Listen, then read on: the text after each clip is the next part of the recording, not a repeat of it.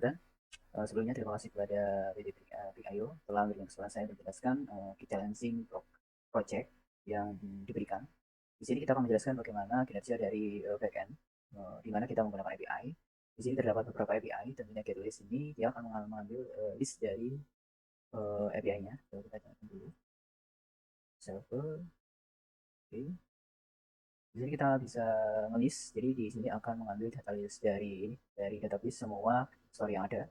Kemudian di bagian ini kita bisa mencari by author atau penulisnya, jadi musuh. Kemudian kita bisa mencarinya by ini, by judulnya, yaitu menggunakan judulnya yaitu Dictionary, nanti otomatis muncul Dictionary gitu. Kemudian di filter ini juga kita bisa menggunakan dua filter ini, dan ini harus wajib diisi. Kemudian di status dan kategori ID-nya ini statusnya itu draft.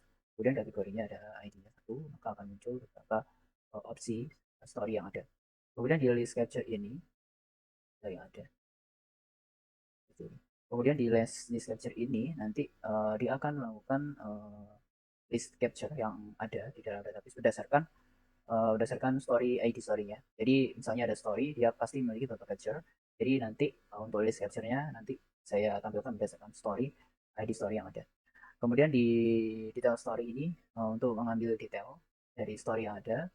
Kemudian untuk detail capture, yang mengambil detail dari capture. Kemudian untuk ada di story, ya ada capture ini. Kemudian untuk ada di story, kita bisa menambahkan story baru seperti prestasi anak desa Bukan Perahu, contohnya Perahu, dan autornya misalnya di itu dari saya, dan tampil di list ini. Nanti di tampilan di list nanti akan muncul data baru. Jadi data yang diurutkan ini berdasarkan data terbaru. Jadi data yang terbaru masuk maka dia akan di list pertama kali berdasarkan DSC atau kebalikannya. Kemudian di capture ini kita bisa menambahkan capture, misalnya dia membaca khususan part 2 itu, kemudian kita send, nanti otomatis dia akan masuk di list capture di part 2. Kemudian untuk update story berdasarkan scatter, kita ambil dari ID 7, kita ganti di capture-nya ID 7. Kemudian ini kita ganti misalnya part 3, itu otomatis nanti akan terubah filternya sesuai dengan ID 7-nya, dia akan berubah menjadi part 3 seperti itu. Kemudian di delete story nanti kita bisa mendelete berdasarkan ID, tentunya kita mau mendelete ini prestasi anak desa Tuban Perahu. Kemudian kita delete berdasarkan story-nya dengan ID-nya 5.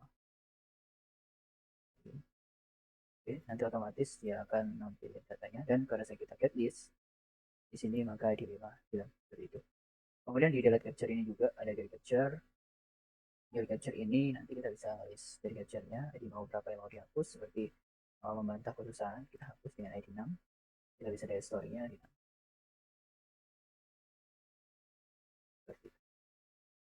Maka oh sorry gitu. Oh sorry.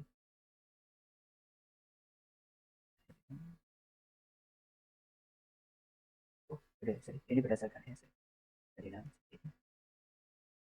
Maka otomatis si capture ID 6 nanti si ini si membaca perusahaan itu hilang di list capture seperti itu. Kemudian untuk di bagian desain database yang saya gunakan, saya menggunakan 3 tabel untuk desain database-nya, dan terdapat 2 foreign key gitu, di mana si capture ini akan berhubungan dengan foreign key dari ini ID story. Jadi setiap story memiliki beberapa capture.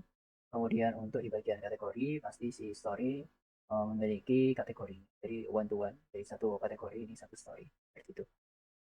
Kemudian untuk di bagian desain dari struktural kodenya di bagian FSCS, saya menerapkan program Laravel atau framework Laravel, di mana kita buat model view controller, di mana untuk APBCS itu menjalankan si ini di servernya.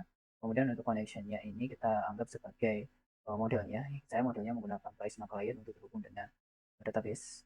Kemudian di handler ini kita anggap sebagai controller, di mana semua function-function yang ada di handler ini akan digunakan oleh di routes API yang kita gunakan. Kemudian di list ini terdapat list berbagai macam API berdasarkan endpoint-nya masing-masing. Dan di setiap endpoint ini menggunakan function-function yang dari class controller atau class handler. Oke, kemudian untuk Prisma juga saya menggunakan migration dan seed untuk prosesnya, sehingga Kalau kita butuh inisiasi data, kita nggak perlu lagi berhubungan dengan database di PyPyMartin, kita nggak perlu lagi di situ, kita inisiasikan di sini. Ada dua kategori dan story sheets. Kemudian untuk pembuatan tabelnya, saya menggunakan skala Prisma. Jadi kita nggak buat langsung dari PyPyMartin, tapi menggunakan skala Prisma untuk terhubung ke database-nya. Baik, itu saja untuk penjelasan tentang database kali ini. Untuk selanjutnya kita akan menjelaskan bagian front end-nya. Terima kasih. Oke, baik. Selanjutnya kita akan menjelaskan tentang bagaimana penerapan dari front end yang digunakan, yaitu di sini terdapat tampilan dashboard utama di home. Nanti akan ada tulisan selamat datang dashboard storyku. Kemudian kalau kita menuju ke management story, nanti ada list story. Kemudian di sini ada source-nya, by source. Nanti kalau misalnya mencari berdasarkan author maupun berdasarkan title atau judulnya.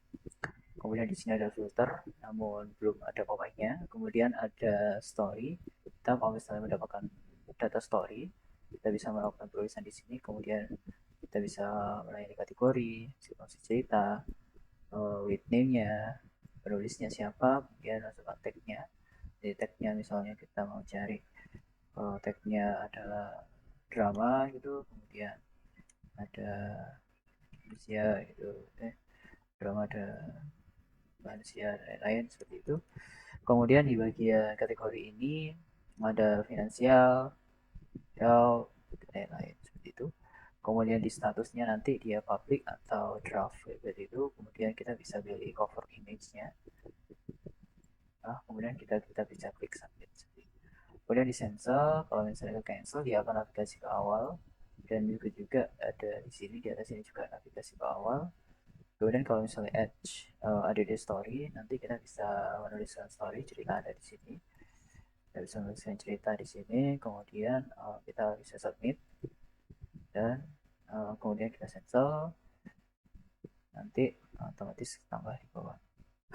Untuk penggunaan dari di sini penggunaan komponennya, saya menggunakan beberapa komponen, yaitu untuk komponen add capture, add story. Ini kita bagi per fiturnya, capture list itu, kemudian content hook yang ada di standar dashboardnya. Kemudian di sini juga ada pages, nanti mewakili dari capture, kemudian create story. Jadi ini yang create story terhadap dua, yaitu capture list sama create story. Kemudian home-nya, nanti home-nya ini sebagai utamanya, tampilan utama kita di ini, dimana di dalamnya ada routers. Kemudian ada management story untuk ngambilin data manajemen yaitu story tadi. Kemudian di APJS cuma ngambil dari home, jadi home ini nanti sebagai tampilan utama kita. Oh, baik, itu saja untuk di bagian front end-nya. Untuk penerapan dari CSS-nya saya menggunakan Tailwind CSS, sehingga untuk mempermudah pembuatan deploy. Dan mohon maaf sekali karena waktu yang diberikan sedikit banget ya, karena 3 hari. Jadi mohon maaf belum bisa integrasikan antara API dengan front end-nya seperti itu.